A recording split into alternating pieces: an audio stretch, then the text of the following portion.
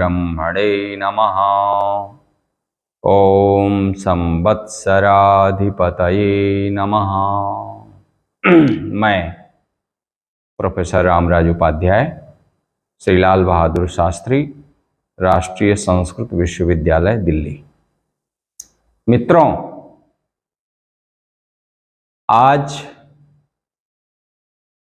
हम लोग यह विचार करेंगे कि नूतन संवत्सर पर क्या करना चाहिए।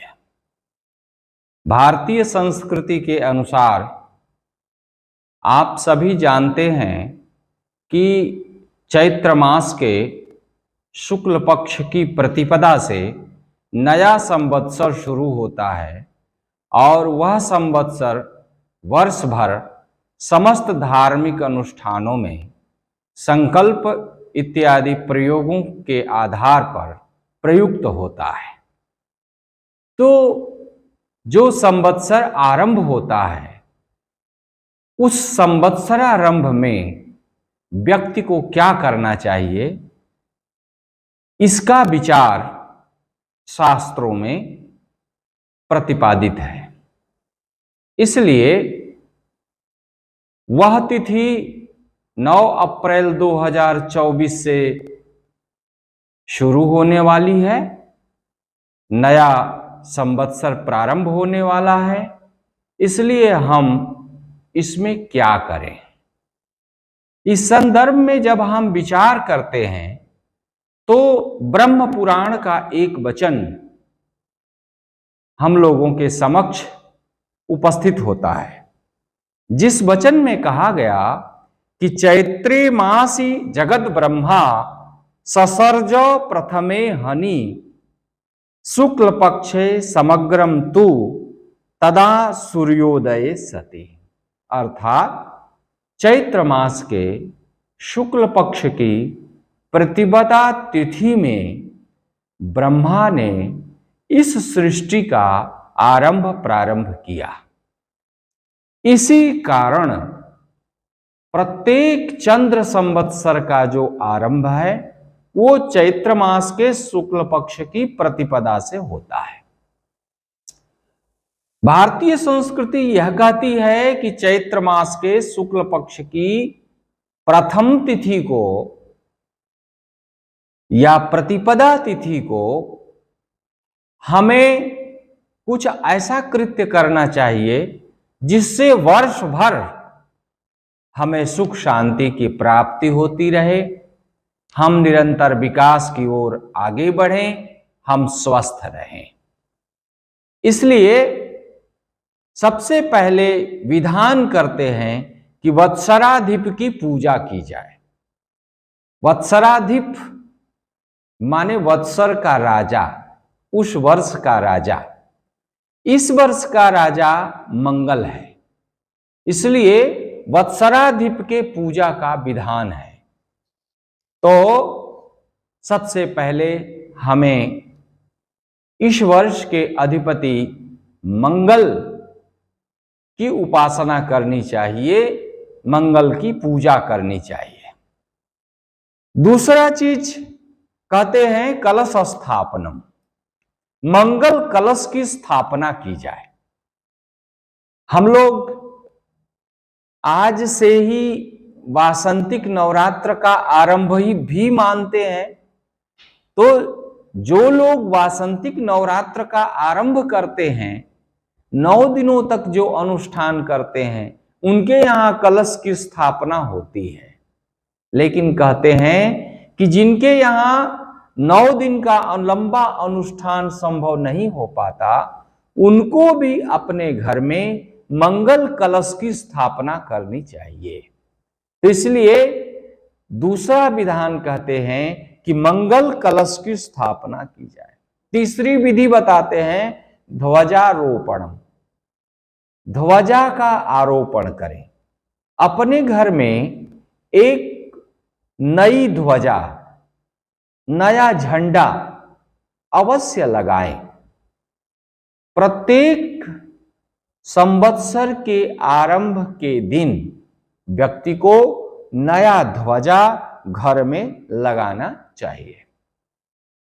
उसके बाद क्या विधान करते कहते हैं कि इस दिन घर को अच्छे तरीके से स्वच्छ करना चाहिए, इस भावना के साथ कि वर्ष का जो राजा है वह आज हमारे यहां प्रवेश कर रहा है और हमें सुख, मंगल, शांति, आरोग्य और ऐश्वर्य को प्रदान करने वाला है। इसलिए घर को खूब सजाया जाए, घर को स्वच्छ किया जाए और कहते हैं शोभाशाला, शाला यानी घर होता है, घर को खूब शोभायमान बनाया जाए, बढ़िया से स्वच्छ किया जाए और शाला शोभा ततः कार्या मंगलालपनम, तथा मंगल आलपन किया जाए। मंगल आलपन अर्थात जगह जगह पर हम जो रंगोली करते हैं, जगह जगह पर हम जो चित्र बनाते हैं, वह चित्र मंगल युक्त हो, ऐसा उस गृहपति के मन में, उस घर वालों के मन में भावना हो और वो अपनी इच्छा अनुसार मंगल मंगल चित्रों का निर्माण कर सकते हैं, रंगोली बना सकते हैं। साथ ही कहा गया कि इस दिन व्यक्ति को साभ्यंग स्नान करना चाहिए और वहां तो कहते हैं कि तैलाभ्यंग स्नान करना चाहिए, तैल मर्दन करके स्नान करना, जिसे 10 स्नानों में प्रमुख माना गया है। अर्थात व्यक्ति को विविध प्रकार के स्नान करने चाहिए, मतलब शरीर को स्वच्छ बनाना चाहिए, सुंदर वस्त्र या नवीन वस्त्र धारण करने चाहिए और आम्र पल्लवों से बंधनवार बनाया जाना चाहिए।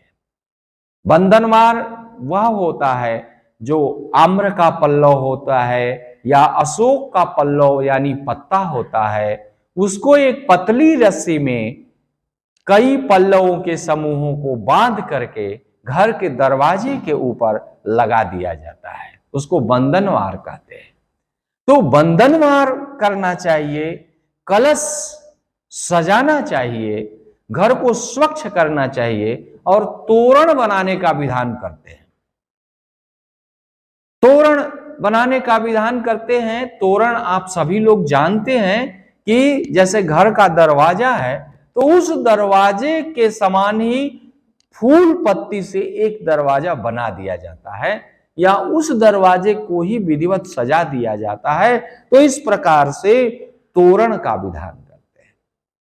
उसके बाद कहते हैं कि जो वर्ष का राजा होता है तो राजा के साथ पूरी व्यवस्था होती है, जैसे उसका मंत्री, सशेष, धनेश, निर्शेष इत्यादि विविध मंत्रीगण होते हैं, उनकी भी व्यवस्था पंचांगों में दी जाती है। प्रत्येक पंचांग में प्रथम या द्वितीय पृष्ठ पर इन सभी लोगों का वर्षफल लिखा रहता है कि राजा का क्या फल होगा, मंत्री का क्या फल होगा, सशेष का क्या फल होगा, धनेश का क्या फल होगा। यहां लिखते हैं कि शक संवत्सर भूप मंत्री नाम, रसधानेश्वर मेघपति नाम, श्रवणात् पठनात् चौवैनृणाम शुभताम याति। अर्थात ऐसा करने से उन समस्त रसेश, धनेश जो ग्रह हैं, उन ग्रहों का जो फल है जो पंचांग में दिया गया है, उनको पढ़ना चाहिए या सुनना चाहिए, किसी को पढ़ते हुए सुनना चाहिए। प्राचीन काल में लोग पुरोहित को बुला करके संवत्सरारंभ के जितने अधिपति हैं, इन अधिपतियों के समस्त फलों को लोग सुनते थे। तो इस प्रकार से वहां पर कहते हैं पंचांग फल श्रवणंच, तिथि, वार, नक्षत्र, योग, करण, ये पंचांग के अंतर्गत आते हैं। तो इनके फलों का श्रवण करना चाहिए। साथ ही कहते हैं प्रपादानारंभ, प्रपादान का आरंभ इस दिन से हो जाता है। प्रपा माने होता है प्याऊ, जो लोग समाज के लिए जल का दान करना चाहते हैं, वो जगह जगह पे प्याऊ लगाते हैं। अब प्याऊ लगाने से व्यक्ति क्या होता है, समाज में जिनको जल की व्यवस्था नहीं है वो लोग जल पीते हैं, पिपासा की शांति होती है। और जब शास्त्र को देखेंगे तो शास्त्र ये कहता है कि प्रपादान से अस्या प्रदानात् पितरः तृप्यन्तु ही पितामहा, पितर लोग तृप्त होते हैं। तो इसकी एक व्यवस्था बतलाई गई है कि यदि किसी के कुल में पितृदोष हो तो उसे भी प्रपादान करना चाहिए, यानी प्याऊ की व्यवस्था करनी चाहिए। अब प्याऊ की व्यवस्था चैत्र से शुरू करके वैशाख है, ज्येष्ठ है, आषाढ़ है, यहां तक ये व्यवस्थाएं संपादित की जाती हैं। तो कहते हैं कि प्रपेयम सर्वसामान्या भूतेभ्य प्रतिपादिता, समस्त भूतेभ्य माने प्राणिभ्य, समस्त प्राणियों के लिए प्रपा की व्यवस्था करनी चाहिए। और प्रपा दातुम अशक्ति, कहते हैं 4 महीने प्रपा का दान करने में कोई समर्थ नहीं होगा, तब क्या कहते हैं, प्रत्यहम धर्म घटको वस्त्र संवेष्टिता ननहा, अर्थात धर्म घट का दान करना चाहिए। मतलब जिस दिन उसकी इच्छा हो, ये प्रथम दिन तो करे ही करे, उसके बाद आगे भी जहां उसे लगता है कि यहां अधिक लोग आ रहे हैं, यहां जल की व्यवस्था नहीं है, लोग प्यासे होंगे, तो वहां पे धर्म घट की व्यवस्था करें, घड़े की व्यवस्था करें। जो प्यासे लोग होंगे वो पानी पिएंगे और तृप्त होंगे। तो इस प्रकार से प्रपादानारंभ इस दिन से होता है। अशक्तौ धर्म घट दानम भी शास्त्रों में प्रतिपादित है, लिखा गया है। साथ ही कहते हैं कि निरीक्षणम च कर्तव्यम शकुना नाम, शकुन पक्षी का, शकुन पक्षी आप सब लोग जानते होंगे, हरित रंग का वह पक्षी है, देखने में बड़ा ही मधुर और आनंददायी होता है। तो उसका समय बसंत में ही होता है, क्योंकि यह वसंत की ऋतु का काल होता है। बसंत ऋतु में आम्रादि जो वृक्ष हैं वो मंजरियों से सुशोभित हो जाते हैं, और वसंत को समस्त ऋतुओं का राजा कहा गया है। वसंत ऋतु में सभी लोगों का मन मस्तिष्क आनंदायमान रहता है, और अभी वह रंगोत्सव का आनंद पीछे प्राप्त किए हैं। तो इस प्रकार से वह कहते हैं शकुन नाम के पक्षी को देखा जाना चाहिए। उसको देखने के लिए सब जगह, ये सब लोगों को मालूम है, लोग देखते हैं। तो वहां भी कहते हैं आज पूर्व मुख होकर के हमने देखा, दक्षिण मुख देख लिया, पश्चिम मुख देख लिया, उत्तर मुख देख लिया, हमारा वर्ष भर कैसा होगा, ऐसी लोग जिज्ञासा अपने पुरोहितों से करते हैं। कहते हैं शकुन पक्षी के दर्शन का फल व्यक्ति को मिलता है और उसके अशुभ शुभ में बदल जाते हैं। और क्या करना चाहिए, कहते हैं कि चैत्रे मासी महाबाहो पुण्याया प्रतिपत्परा अस्याम वही निम्ब पत्राणी प्रास्य संसृणया तिथि, निम्ब पत्र का प्राशन करना है, भक्षण करना है। प्राशन मतलब नींब का जो कोपल है, यानी नीम के वृक्ष में पत्तों के सबसे ऊपरी टहनी पर जो कोमल कोमल दल हैं, उन दलों का प्राशन करना चाहिए। अब देखिए, भक्षण का विधान ज्यादा नहीं है, प्राशन का विधान ज्यादा है। प्राशन का मतलब होता है कि दंत प्रयोग न हो, बिना दांत को लगाए हुए नीम के पत्ती को मुख में डाल करके अधिक देर तक उसको चबलाना और अंत में उसके रस को शरीर के अंदर उतार देना, ग्रहण करना। इससे आंतरिक विकार भी दूर होते हैं। और वैद्य लोग तो बताते हैं कि जो रक्त संबंधी दोष होते हैं वे दोष भी समाप्त होते हैं। तो इस प्रकार से आरोग्य प्रतिपद व्रत भी आज किया जाता है। सूर्य भगवान का यह व्रत है, आरोग्य प्रतिपद व्रत। आरोग्य रहने के लिए इस दिन से व्रत आरंभ करता है व्यक्ति। तो नवरात्र में तो 9 दिन तक व्यक्ति व्रत करता है। जो 9 दिन न करने में सक्षम होता है वह प्रथम दिवस और अंतिम दिवस में अवश्य ही करता है। या यथा सामर्थ्य उपावृतस्य पापेभ्यः, उपवास का अर्थ बताया कि पापों से अनावृत होकर के, दूर रह करके, अपने आचरण व्यवहार को सही रह करके, अपने जीवन शैली को सुधार करके भगवती की आराधना करना। और आराधना यथा सामर्थ्य, आपके पास सामर्थ्य है श्री दुर्गा सप्तशती का पाठ कर सकते हैं, नहीं सामर्थ्य है भगवती के किसी मंत्र का जप कर सकते हैं। नवार्ण मंत्र सबसे महत्वपूर्ण है। वह भी नहीं यदि आपके पास समय प्राप्त हो रहा है तो आप भगवती का दर्शन कर सकते हैं। दुर्गा जी का मंदिर है, काली जी का मंदिर है, आपके निकटस्थ क्षेत्र में जो स्थान प्राप्त है आप वहां जाकर के पत्र पुष्प समर्पित करके और आराधना कर सकते हैं। तो इस प्रकार से यह जो काल होता है वह हमारे लिए उपासना का काल है, वह हमारे लिए पूजन का काल है। और विद्याव्रत भी इस दिन आरंभ करने का विधान दिया है।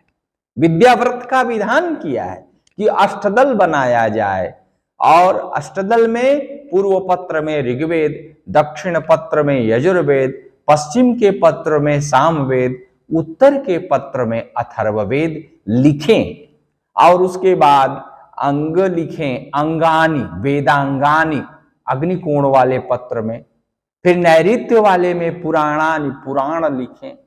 फिर इस प्रकार से वायव्य में, और फिर इसके प्रकार से ईशान में न्याय इत्यादि शास्त्रों को लिख करके विधिवत उसकी पूजा करें, या छोटे छोटे बच्चों से कराएं। ऐसा करने से बच्चों को पढ़ने में मन लगता है, बच्चों की विद्या संबंधी जो अभिरुचि है वह जागृत होती है, स्मरण शक्ति का विकास होता है। और इस दिन श्लोकों को बुलवाया जाए, उच्चारण करवाया जाए। तो इस प्रकार से शैलपुत्री दर्शनम है। प्रथमम शैलपुत्री च, नवरात्र के प्रथम दिवस की अधिष्ठात्री देवी मातेश्वरी शैलपुत्री का दर्शन किया जाता है। और उसके बाद वायु परीक्षणम है। वायु का आरंभ किस ओर हो रहा है, इस तरह व्यक्ति अपने वर्ष को सुखी और संपन्न बना सकता है। तो इस प्रकार विविध प्रकार के मांगलिक कृत्य इस दिन करने चाहिए। इसी के साथ मैं अपनी वाणी को विराम देता हूं और आप सभी लोगों के लिए शुभ मंगल कामना करता हूं कि यह नूतन संवत्सर आप सभी लोगों के लिए आनंद मंगल प्रदान करने वाला हो। जय मातेश्वरी। ओम।